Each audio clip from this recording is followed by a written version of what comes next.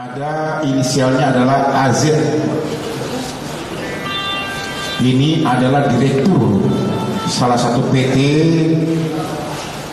di Jawa Timur, ya, salah satu PT media televisi di Jawa Timur. Dia adalah direktur, tetapi nanti dibedakan konteks yang dia lakukan. Pidana di sini beda dengan konteks pekerjaannya dia, karena yang dia sampaikan berita bohong ini bukan melalui PT perusahaan televisinya, tetapi ada konten yang dia buat sendiri dalam satu YouTube, ya. Konten tersebut platformnya itu ya memang ini melalui media kanal YouTube yang dia inikan. Namanya kanal YouTube-nya adalah Aktual TV. Aktual TV ini tidak terdaftar di Dewan Pers. Nanti akan dijelaskan oleh pakar komunikasi, silahkan juga bawa ke sini apa itu aktual. Tapi memang pekerjaannya dia adalah salah satu direktur di PT televisi lokal yang ada di Jawa Timur. Ya. Yang kedua adalah tersangkanya adalah M. Ini adalah sebagai pengelola daripada channel yang melakukan editing, mengupload dan konten kreator daripada Aktual TV ini, ya, dia inisialnya M.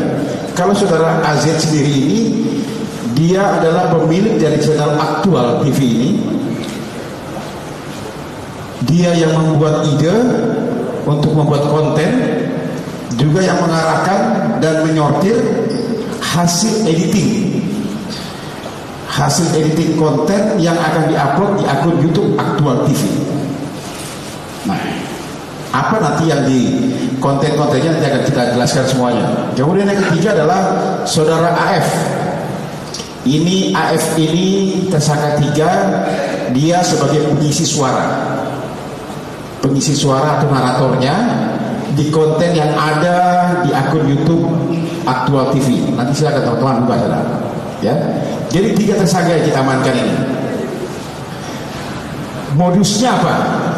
Ya, modus operandi yang dilakukan adalah dia memproduksi berita-berita bohong atau kita kenal dengan berita hoax ini melalui media elektronik dengan cara memposting, menyebarkan melalui sosial media kanal YouTube, yang menyebabkan tersebarnya konten-konten ke semua platform seperti Instagram, Facebook, Twitter dan lain sebagainya.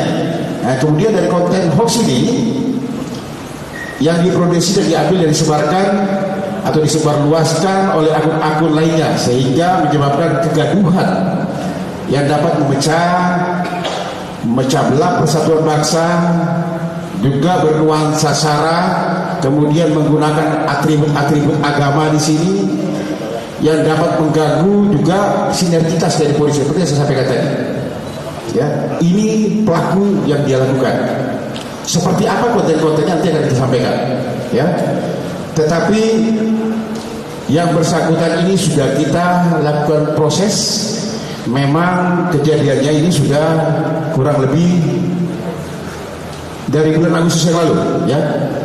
Jadi kejadian sekitar bulan Agustus yang lalu, tempatnya yang kita di daerah Sawaraya di Jakarta Pusat. Sampai dengan sekarang sudah terproses, bahkan kasus tersebut sudah P21 di Kejaksaan Negeri. Ya, Kejaksaan Negeri Jakarta Pusat sudah P21. Nanti sedang kita siapkan untuk tahap kedua penyerahan tersangka dan berkas perkara kepada jaksa penuntut umum. Ya, jadi sekali lagi 3 orang tersangka sudah kita lakukan pemrosesan. Saya sudah sampaikan tadi perannya seperti apa. Nanti akan dijelaskan oleh Pak Kapolres konten-konten seperti apa yang mereka membuat gaduh masyarakat, bisa membuat sinergitas antar TNI Polri bisa terganggu, menyampaikan berita-berita bohong kepada masyarakat. Nah, ini nanti akan dijelaskan. Tetapi yang bersangkutan ini kita jerat, kita persangkakan di Undang-Undang ITE, ya, Undang-Undang RI nomor 19 tahun 2016 atas perubahan Undang-Undang RI nomor 11 tahun 2006 tentang ITE. Ini di pasal 14 ayat 1, kemudian ayat 2, juga Undang-Undang tentang hukum pidana di pasal 28, ya, dengan ancamannya adalah 10 tahun penjara. Mas Polri bahwa ada konten-konten berpotensi menimbulkan perpecahan, gangguan keamanan dan lain sebagainya. Kemudian kami adakan penyelidikan. Ternyata ini rekan-rekan yang harus menjadi catatan. Ini merupakan modus operandi baru dan fenomena baru. Yang bersangkutan ini membuat akun yang diperoleh dari jual beli akun. Silakan dibagikan slide-nya.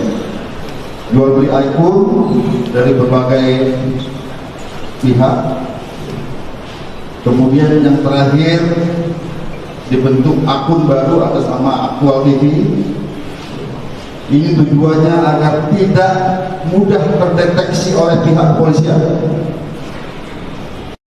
Kita akhirnya bisa mendeteksi siapa pelaku-pelaku. Kemudian kami adakan penangkapan saat itu mulai dari pemeriksaan dan penangkapan mulai dari Jawa Tengah dan terakhir di Jawa Timur. Kami dapatkan 3 orang tersangka dengan peranan masing-masing. Ada yang sebagai pembuat konten, mengarahkan dan menyortir hasil editing konten yang akan diupload di dalam akun YouTube Aktual TV. Kemudian ada yang bertugas sebagai pengelola channel, meliputi editing, uploader, dan konten kreator. Dan yang terakhir ada sebagai pengisi suara. Rekan-rekan sekalian, hasil pemeriksaan kami dengan saksi ahli dan sebagainya bahwa konten-konten ini dari Aktual TV ini terdiri dari 765 konten. Yang sebagian besar ini berisikan tentang konten-konten provokatif yang bisa memecah belah persatuan bangsa, menimbulkan keonaran, sehingga konstruksi utama pasal yang kami terapkan dalam kasus ini adalah pasal 14 ayat 1 dan 14 ayat 2 Undang-Undang nomor 1 tahun 1946, di mana berita bohong tersebut bisa menimbulkan keonaran. Yang cukup memprihatinkan rekan-rekan sekalian, dari hasil pemeriksaan kami, mereka ternyata mengupload konten-konten provokatif ini dengan tujuan materi. Dalam kurun waktu 8 bulan, mereka mendapatkan AdSense YouTube itu kurang lebih 1,8 sampai 2 miliar. Artinya, kalau dulu kita kenal ada namanya politik divide et impera, adu domba. Ini adalah adu domba di era digital. Mengadu domba menimbulkan kegaduhan, keonaran, mengganggu keamanan, tapi dalam rangka keuntungan pribadi. Ini yang menjadi catatan keprihatinan kita bersama. Kita bisa melihat bahwa di sini dari 725 konten ini, nanti rekan-rekan bisa melihat Aktual TV itu sudah kita set akunnya, namun bisa kita lihat. Dan ternyata dari Aktual TV ini kemudian disebarkan lagi ke akun-akun lain, bahkan tersebar di platform media sosial yang lain, di-download, disebar ke WhatsApp, WA, sehingga Twitter dan sebagainya, sehingga ini semakin viral, sehingga ini sangat berbahaya apabila ini diterima oleh masyarakat dengan tingkat literasi digital yang rendah. Maksud kami begini, kalau rekan-rekan nanti melihat konten YouTube Aktual TV, kalau kita paham, tidak akan percaya. Tapi tidak bagi masyarakat yang tingkat literasi digitalnya rendah, yang tidak mensortir, menganggap ini merupakan suatu kebenaran. Dan implikasinya apa rekan-rekan? Ini berpotensi menimbulkan kegaduhan, atau yang sekarang dikenal dengan istilah kejahatan berimplikasi kontingensi. Tanpa bisa perkirakan, diprediksi, tiba-tiba terjadi konflik. Sebagai contoh, dulu terjadi di Malang, Jawa Timur terkait dengan isu SARA, ternyata terjadi keributan di Papua yang sedemikian luar biasa sehingga harus di-ban internet saat itu. Nah, ini berpotensi seperti itu.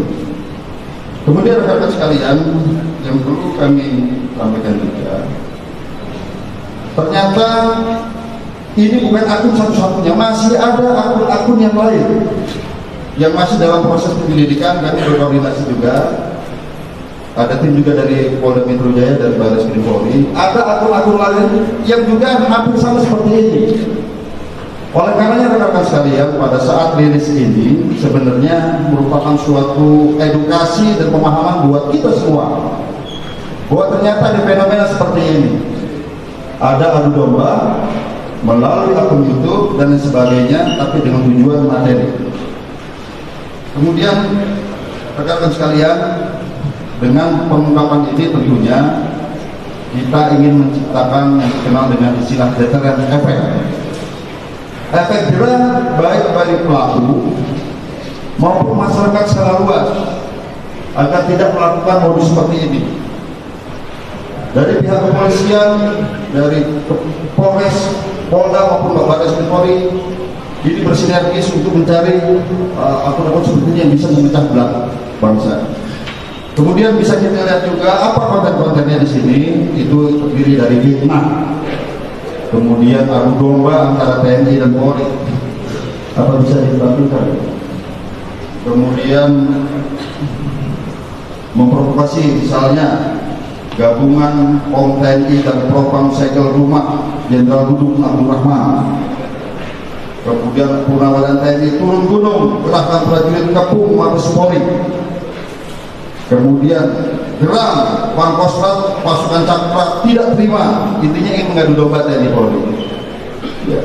Kemudian ada juga di sini biadab. Ternyata si kembar ini, dalam hal ini gambarnya ini ada bisa tidak Lejen Dudung